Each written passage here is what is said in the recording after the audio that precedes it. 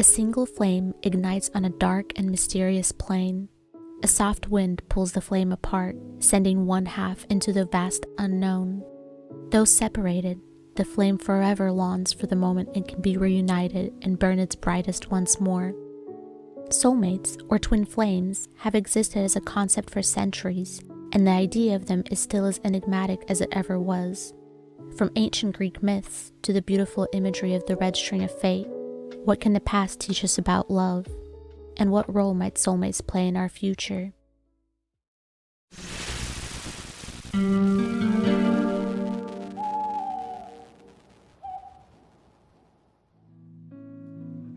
The origin of the concept of soulmates is difficult to track down. It has its deep roots in myth and legend, which have evolved and changed over time. However, one of the earliest references to soulmates that we know of comes from ancient Greek philosophy in 385 BC from Plato's Symposium. In one of the most important and cited sections of the text, the playwright Aristophanes gives a speech on the nature of love and creation of humankind. He states that humans were once spherical beings with 4 legs, 4 arms, and 2 faces. Zeus saw their hubris as a threat to the gods, so he split them in half as punishment. Ever since then, humans have been searching for their other half to become whole again and to be fulfilled, returning to their original form. It's important to note that Aristophanes was a comic, in real life and as a character in Symposium, and this piece was not meant to be taken literally by Plato, but the allegory still provides a strong message that has survived to this day by those who believe in soulmates, and especially when someone describes their better half. The ideas that Plato puts forth suggest that maybe love isn't just a feeling, but truly a part of our existence. So the next time that you're giving someone a hug, you can thank Plato for making you think that maybe the reason you feel all fuzzy is because they were once your other half. But Plato can't take all the credit for this line of thinking. Naturally, the concept of soulmates has been littered across a diverse range of cultures and throughout many periods of time. For example, 13th century Persian poet and scholar Rumi posed the idea that true lovers do not actually meet, but that they were in each other all along. In some Hindu traditions, people have a karmic connection with certain souls and use the word ardhangini, meaning better half. Through Judaism, a predestined and ideal partner in marriage is known as a bashert, translating to destiny. Buddhists may not believe in a single defined soul, but do believe that relationships can carry over from one lifetime to the next, and a soulmate may lead you to a life of higher purpose. But none of these interpretations have emerged as more prevalent than what has come from Chinese and Japanese legend, specifically the red string of fate. This beautiful and romantic interpretation of soulmates has captivated our minds for centuries and is still being used today in novels, shows, and films. It stems from Chinese myth, with the deity Yu Lao, the matchmaker god, who is in charge of marriages. He ties a red string that only he can see around the ankles of the destined lovers, whom he knows are a perfect match. The idea is that no matter where they are, they will always be connected by this thread, and in turn, will always have a path to find their way back to each other.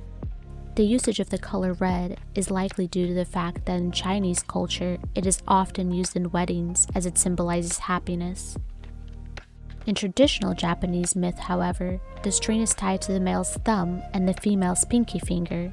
In some stories, including most modern interpretations, it's tied to the pinky finger of both lovers and may make its way higher up the arm and get stronger as their bond grows. It is said that those connected by the red string may live years apart, with the string becoming too loose, too taut, or even tangled up, but no matter what, it will never break. Even at great distances, the bond endures, and the two will always have a way to come together as one again. But love isn't limited only to humankind. Animals all throughout the animal kingdom can experience love and affection in ways very similar to humans, just perhaps with not as many complexities surrounding it. Dogs form strong bonds with their owners. Primates care for and groom each other. Birds engage in mating rituals which can be rejected or accepted. And elephants are known to mourn their loved ones long after they've passed away. And although it may not exclusively be a sign of love, Many animals are known to stay loyal to and care for their partners for life, so if animals have soulmates, these would be them. Emperor penguins, who mate for life and take turns incubating their eggs and caring for their chicks.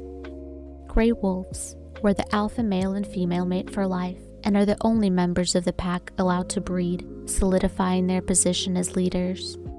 Shingleback lizards, who are the exception among lizards to follow the practice of long-term monogamy.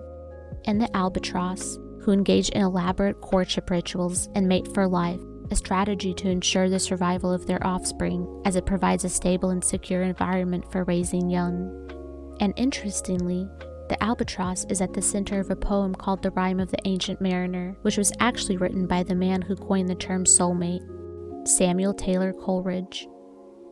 He also coined many other terms like suspension of disbelief or intensify, but soulmate itself was first introduced as a term in a letter by Coleridge in 1822, in which he wrote, "To be happy in married life, you must have a soulmate." But Coleridge may not have been speaking as romantically here as first assumed. This was written several years after he divorced his wife, whom he married strictly due to social pressures. And the fact that even the person who coined the term struggled romantically should serve as a good reminder that a soulmate won't solve every problem in a relationship. Soulmate ideologies shouldn't be used as an excuse to put your life on hold or as a reason to ignore red flags in your relationship, but they can definitely serve as hope and comfort for those who believe in them. And in the modern day, the term has also taken on a much broader role, as it can refer to love for those in intimate relationships, platonic relationships, mentors, or perhaps even pets.